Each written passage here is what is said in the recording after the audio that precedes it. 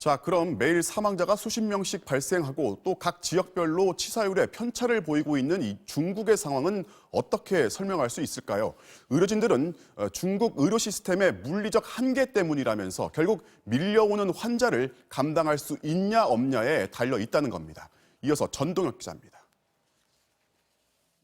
지난 4일 중국 국가건강위생위가 밝힌 신종 코로나의 중국 전체 사망률은 2.1%.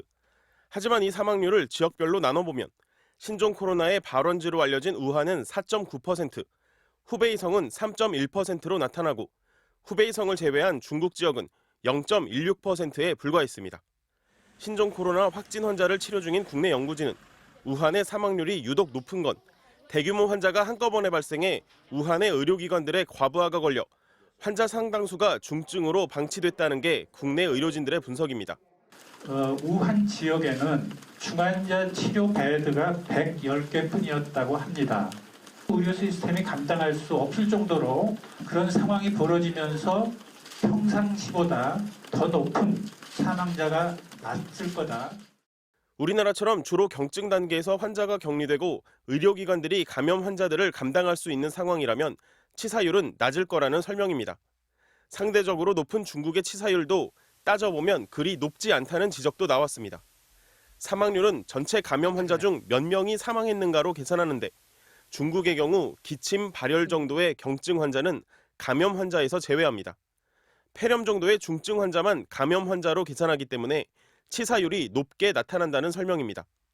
만약 우리 방역 당국처럼 격리한 환자까지 감염 환자로 계산할 경우 분모가 커지기 때문에 중국의 사망률도 훨씬 낮아질 거란 얘기입니다.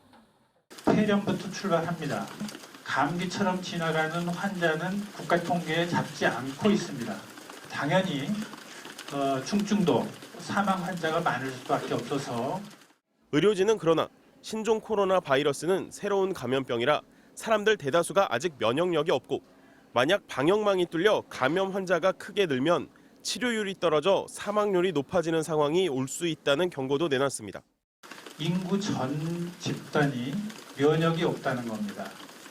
쉽게 퍼지면 다 걸릴 수 있다는 거죠. 만에 하나 걸린다고 해도 벌써 1000명이 되기 때문에.